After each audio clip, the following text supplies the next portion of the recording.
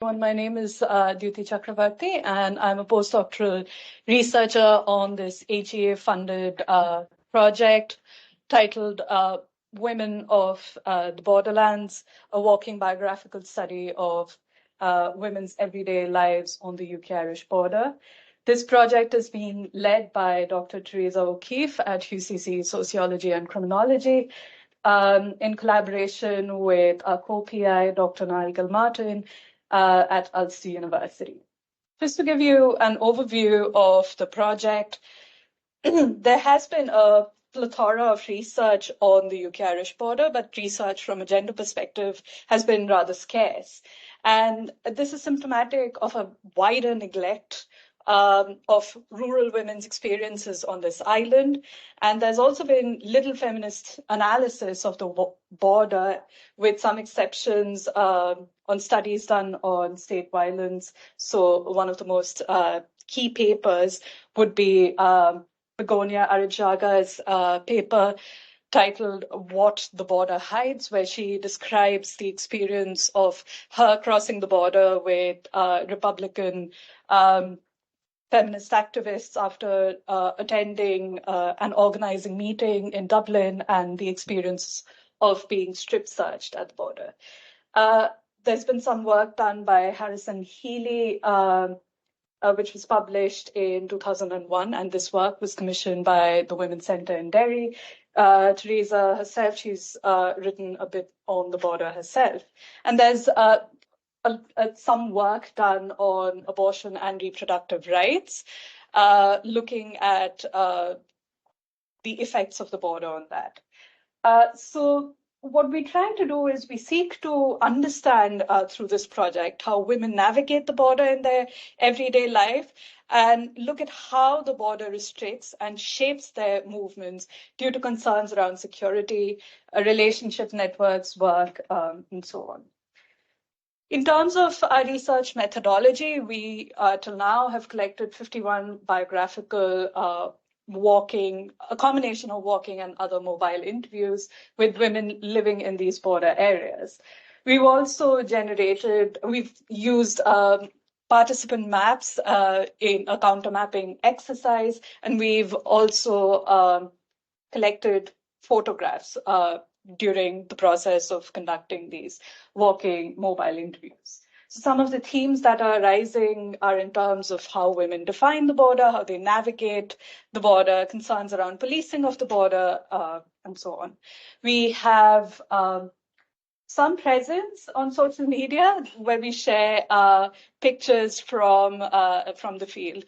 So our Instagram handle is plugged in there. And these are basically two pictures that I took during my field work. One is, of course, along the Derry-Donegal border in a little village called Drumcross, which is right bang in between Derry and Muff in Donegal, which is also another border crossing. And we're considering archiving women's everyday life along the UK-Irish border, either with the DRI or IQDA, and this is what I will be discussing in a bit. Just in terms of methodology, like I said, we're using walking interviews as biographical methods that was developed by Maggie O'Neill and Brian Roberts. And walking interviews as a biographical method is a multisensory research tool that recognizes the mobile nature of our lives, and such a method can help uncover the hidden histories, life experiences, and situated knowledge of the conscious and even unconscious routes that one might have taken while crossing the border for reasons of safety, efficiency, freedom, comfort, habit, concerns around just economic reasons. So a lot of the stories, especially in the border regions that have come up, are around smuggling eggs or butter. And these are the stories that women have just loved to share. And again, this is the picture plugged in here is of a concrete bollard that was basically used to restrict some of the country roads along which the border would have been there, but these were not policed by the armed forces. So what they did was they put these concrete bollards, and these concrete bollards had spikes on them. And locally, in along the Delhi-Donegal border, at least amongst the nationalist community, this is known as the Dragon's Teeth. So that's a picture of the Dragon's Teeth right there. And again, lots of smuggling stories, particularly on this road. And in terms of collection of participant maps, what we've done is we've asked our participants to sketch out routes of their border travels. And what we were doing is we were using those maps to basically, again, think about women's relationship to the border, what they remember in terms of crossing the border when it was a highly policed border, but also with interviews with racialized migrant and ethnic minorities, with also looking at how they experience the border in real time. Again, just plugging in some pictures of participant maps. So, for example, the map to the left is by a participant who lives in South Down, County Down. And initially, when she contacted us, we were not really convinced that the village that she lived in was a border village. So we had a bit of back and forth. But then when I met her and I spoke to her, it was just in terms of her experience of just her phone receiving signals, receiving messages, welcome to the UK from the top floor of the house and welcome to the Republic from the bottom floor of the house, sort of crystallized the experience of borderland living for her. And also the map that she drew was of the Carlingford Loch, where there's a seasonal ferry service, thereby reducing the amount of time that is required to cross the border, that they do in terms of posting letters, because that's a way they circumvent, institutional sort of barriers around time and efficiency of just posting letters to the Republic. We right from the start, we were interested in archiving these interviews, and this was actually part of our project proposal as well. And part of the reason is we recognize the need for documenting women's stories of their life on the border, and in a sense to live up to the principle of how you can't understand the border without understanding the lives of women living in these borderlands. And again, since the border has been traditionally conceptualized from a very androcentric point of view, in terms of also discussions that are emerging in the light of Brexit around trucks and tariffs that obfuscate women's experiences, I think we really recognize the need for documenting women's stories of their lives on the border, which goes beyond this discourse around trucks and tariffs. We also recognize the impact that women's stories have beyond the endeavor of academic knowledge production. And in terms of, Aoife was talking about the different kinds of data that are generated in qualitative projects as well.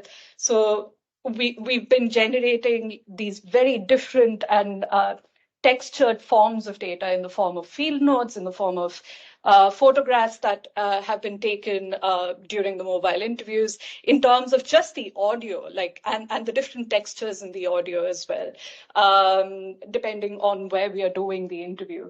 And this gives us a sense of the different types of data that help construct the fleshy narratives of women's experiences.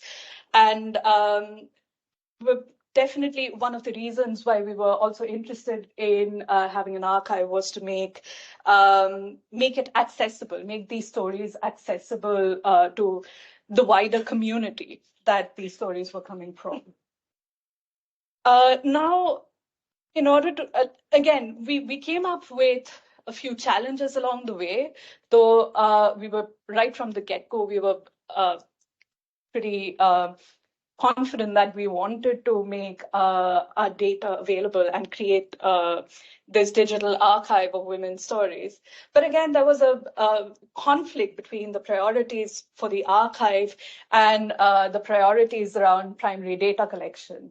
So in terms of different data sets that were generated, there were concerns around confidentiality. And we addressed this in the consent form that we had. So our consent form had options around participants choosing for either an open archive, openly available interviews in the archive, or a restricted use in the archive, or if they did not want to submit anything in the archive. But again, in terms of anonymity, in terms of preserving people's identities and protecting their confidentiality. Again, when we were collecting photographs, we did that on mobile phones. And later, when we were talking to archivists and data stewards, what we realized is with these pictures, you have geo-embedded data. Again, that throws up issues around confidentiality. And not just that, not just in terms of the challenges thrown up by the geo-embedded data in digitally captured pictures from the field.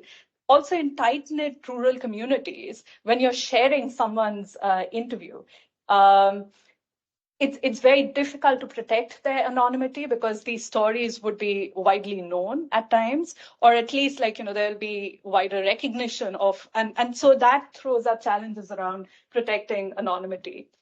So these were certain concerns that we had, and that's the reason we couldn't really proceed with archiving right from the beginning. So we have to, and the other thing is, we received an overwhelming response to our call for participants. So till now, we've collected 51 interviews, but our data collection is still ongoing, and we anticipate at least 5 or 6 more interviews. And that will be beyond my time on the project. So again, how do you prioritize archiving versus data collection is one of the big challenges that we face. Again, in terms of the idea that we had in when we wanted to proceed with archiving our collection was some of the best practices that we noticed in David Landy, Aileen O'Carroll's project on repeal. And they had, for some of the interviews, they had voiceovers, and they recorded just bits of the transcript, which was quite useful. But again, in the interest of time, that throws up challenges. And so and then the other challenge was thrown up in terms of thinking about licenses and copyright, which is something that we knew at the back of our mind, but we didn't know how to deal with it, and we didn't really understand. So again, expertise on these issues is a big thing. So again, with licensing protocols, I think the DRI goes with Creative Commons 4, and which throws up challenges around the sensitivity of the data that we're working with. So we're now debating whether to go with the DRI or to go with the IQDA. And again, that would determine, our decision would determine the kind of help that we can get through through UCC's membership as well, because I think UCC has a membership with the DRI, but not the IQD. So again, determines those kinds of things. And again, the fourth problem that we have is around participant archival preference and the resultant collection that and the collection that would arise from the preference, and we just don't know it yet because we don't have the full collection yet. In terms of public archive versus archive for researchers, I think accessibility and user-friendliness was at the heart of our desire to create a public archive. Or what I mean by a public archive is a public-facing archive, which is user-friendly, which people from the community can use. So even when we were getting people to our research participants to sign our consent forms, one of the considerations was for a lot of the older women in the sample was that they wanted their grandkids to be able to access their stories. And that's something that researcher-facing archive doesn't really allow.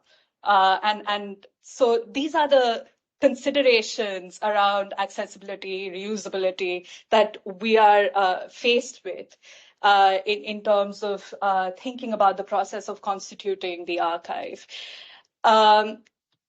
And in terms of challenges around workload and time, life of the project is a big thing. And how timeframes for the project and concerns around prioritizing data collection was something that we've been dealing with right from the beginning. And what we've realized is archiving is a project by itself. And learning about, in terms of, getting expertise on how to archive, what it entails, developing an advanced anonymization protocol, which takes time, and familiarizing yourself with licensing and copyright protocols. And these have thrown up lots of challenges for us. And in terms of considerations, we're really grappling with the question around who the archive is for, because again, in terms of maintaining that that consideration that we had in terms of making it reusable and accessible to the wider community, just like our participants wanted their grandkids to be able to access their stories. If it's a researcher-facing archive, that's not just going to be it. We recognize that in terms of maintaining the longevity of the data, archiving is the way to go. But again, and we also recognize that funding bodies have a commitment to making data fair. But there are tensions between our desire to make the data accessible and reusable versus concerns around licensing protocols, which would determine our route.